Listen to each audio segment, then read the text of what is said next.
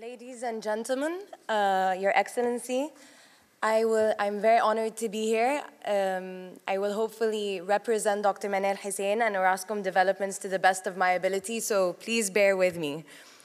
I will be discussing the relationship, or rather the debated correlation between media and Egyptian tourism. This will be from the period of post-revolution Egypt. Tourism and attracting investors to Egypt means a lot, and when I say a lot, I mean that 10% of our GDP growth rate was owed to the tourism industry, with a record number of 14 million tourists pouring into Egypt in 2010. This was having a revenue of $12.5 billion. So this can easily show you just how much tourism, just what tourism means to a country like Egypt. Now, following the revolution, the number of tourists fell to a drop of 85%. Let's stop here and discuss the efforts that were then being done by private individuals, company, and the government. One video was posted and actually won Best Tourism Promotional Video in the Middle East at the General Assembly of the World Tourism Organization in China, and it won out of 63 contestants. This was an initial grassroots attempt by young Egyptians hashtagging "This is Egypt." Now, this properly portrays just the juxtaposition between then the media rhetoric and the attempt by various Egyptians to try and portray what they deemed was actually Egypt. So this is a social experiment for you, especially because a lot of you are from Europe.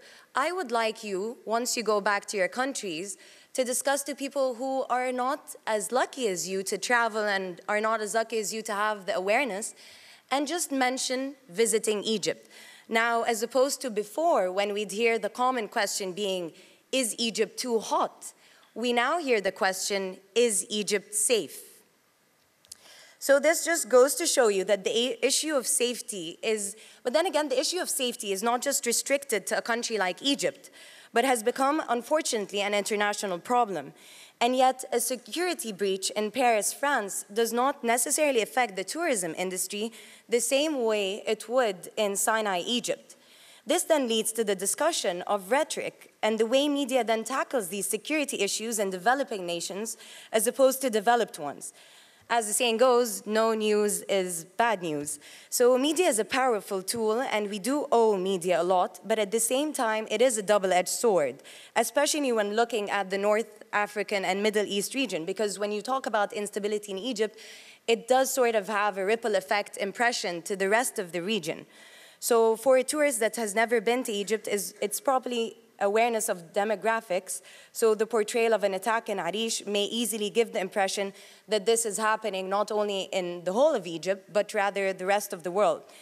I was going to delve in and give you an example of just the means by which an incident of one of the incidents and how it was portrayed by the media, and the fact that it was being sensationalized was actually jeopardized the actual facts of the story.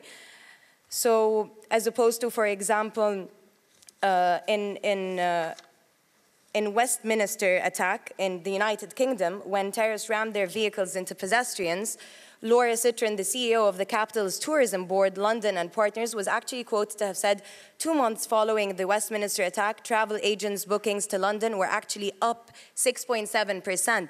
Now, this is as opposed to lone wolf attacks in Egypt that actually end up causing long-term travel bans from Europe and hotel and flight cancellations. But then again, when we look at the Paris terrorist attacks in November 2015, the tourism industry did take a drop of 30%. But again, this is a great comparison to the 80% drop in Egypt. So here it's really talking about the recovery period of the tourism industry.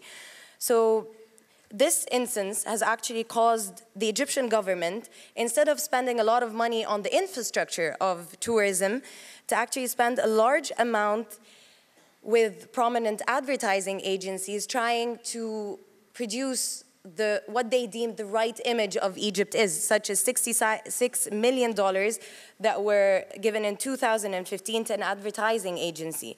According to the Egyptian Tourism Ministry, then revenues were up to 170%, and with the number of tourists rising to 54.7.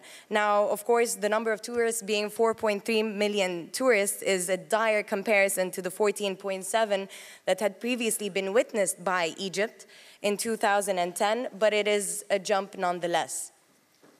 So basically, working for a private company that manages hotels all over Egypt, it has been interesting to see just the efforts by locals on the grassroots level, by international companies, and by the Egyptian government itself to really target the image of Egypt. And therefore, it is quite an intricate debate because media rhetoric and the way it portrays the ongoing events in the country have shown to really directly affect the image and identity of Egypt, specifically because the media outlets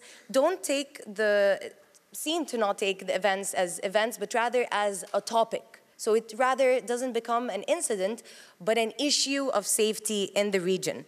So now we have the extent of efforts by individuals, government, and companies to really pour in money to produce what they then say is a rightful image of what Egypt is. I won't prolong my speech any further. Thank you. Thank you.